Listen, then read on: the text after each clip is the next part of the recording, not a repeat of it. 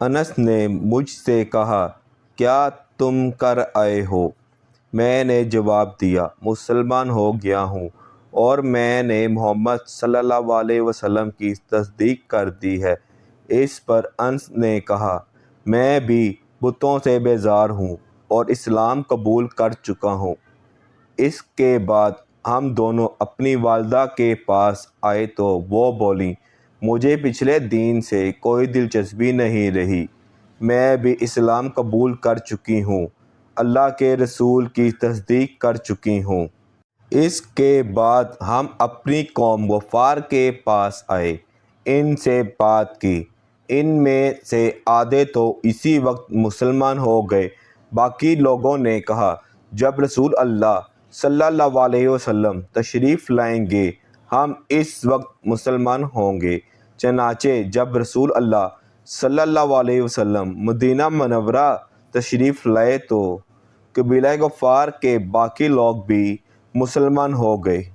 ان حضرات نے جو یہ کہا تھا کہ جب رسول اللہ صلی اللہ علیہ وسلم تشریف لائیں گے ہم اس وقت مسلمان ہوں گے، تو ان کے یہ کہنے کی وجہ یہ تھی کہ نبی کریم صلی اللہ علیہ وسلم نے مکہ میں حضرت ابو ذر غفاری رضی اللہ عنہ سے ارشاد فرمایا تھا میں نخلستان یعنی کھجوروں کے باغ کی سرزمین میں جاؤں گا جو یثرب کے سوا کوئی نہیں ہے، تو کیا تم اپنی قوم کو یہ خبر پہنچا دو گے؟ ممکن ہے اس طرح تمہارے ذریعے اللہ تعالیٰ ان لوگوں کو فائدہ پہنچا دے اور تمہیں ان کی وجہ سے اجر ملے۔ اس کے بعد نبی کریم صلی اللہ علیہ وسلم کے پاس قبیلہ اسلم کے لوگ آئے۔ انہوں نے آپ صلی اللہ علیہ وسلم سے عرض کیا اے اللہ کے رسول، ہم بھی اسی بات پر مسلمان ہوتے ہیں جس پر ہمارے بھائی قبیلہ غفار کے لوگ مسلمان ہوئے ہیں۔ نبی کریم صلی اللہ علیہ وسلم نے یہ سن کر فرمایا اللہ تعالیٰ غفار کے لوگوں کی مغفرت فرمائے اور قبیلہ اسلم کو اللہ سلامت رکھے۔ یہ حضرت ابو ذر غفاری رضی اللہ عنہ ایک مرتبہ حج کے لیے مکہ گئے، طواف کے دوران کعبہ کے پاس ٹھہر گئے، لوگ ان کے چاروں طرف جمع ہو گئے۔ اس وقت انہوں نے لوگوں سے کہا بھلا بتاؤ تم میں سے کوئی سفر میں جانے کا ارادہ کرتا ہے تو کیا وہ سفر کا سامان ساتھ نہیں لیتا؟ لوگوں نے کہا بے شک ساتھ لیتا ہے۔ تب آپ رضی اللہ عنہ نے فرمایا تو پھر یاد رکھو قیامت کا سفر دنیا کے ہر سفر سے کہیں زیادہ لمبا ہے اور جس کا تم یہاں ارادہ کرتے ہو، اس لیے اپنے ساتھ اس سفر کا وہ سامان لے لو جو تمہیں فائدہ پہنچائے۔ لوگوں نے پوچھا ہمیں کیا چیز فائدہ پہنچائے گی؟ حضرت ابو ذر غفاری رضی اللہ عنہ بولے بلند مقصد کے لیے حج کرو، قیامت کے دن کا خیال کر کے ایسے دنوں میں روزے رکھو جو سخت گرمی کے دن ہوں گے، قبر کی وحشیت اور اندھیرے کا خیال کرتے ہو، رات کی تاریکی میں اٹھ کر نمازیں پڑھو۔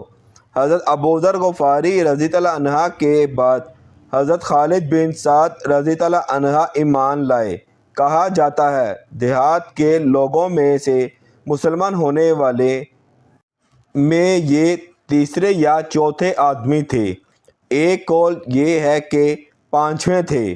یہ اپنے بھائیوں میں سب سے پہلے مسلمان ہوئے۔ ان کے اسلام لانے کا واقعہ یوں ہے کہ انہوں نے خواب میں جہنم کو دیکھا، اس کی آگ بہت خوفناک انداز میں بھڑک رہی تھی۔ یہ خود جہنم کے کنارے کھڑے تھے۔ خواب میں انہوں نے دیکھا کہ ان کا باپ انہیں جہنم میں دھکیلنا چاہتا ہے، مگر نبی کریم صلی اللہ علیہ وسلم ان کا دامن پکڑ کر انہیں دوزخ میں گرنے سے روک رہے ہیں۔ اسی وقت گھبراہٹ کے عالم میں ان کی آنکھ کھل گئی۔ انہوں نے فوراً کہا میں اللہ کی قسم کھا کر کہتا ہوں یہ خواب سچا ہے۔ ساتھ ہی انہیں یقین ہو گیا کہ جہنم سے انہیں رسول صلی اللہ علیہ وسلم ہی بچا سکتے ہیں۔ فوراً ابو بکر صدیق رضی اللہ عنہ کے پاس آئے، انہیں اپنا خواب سنایا۔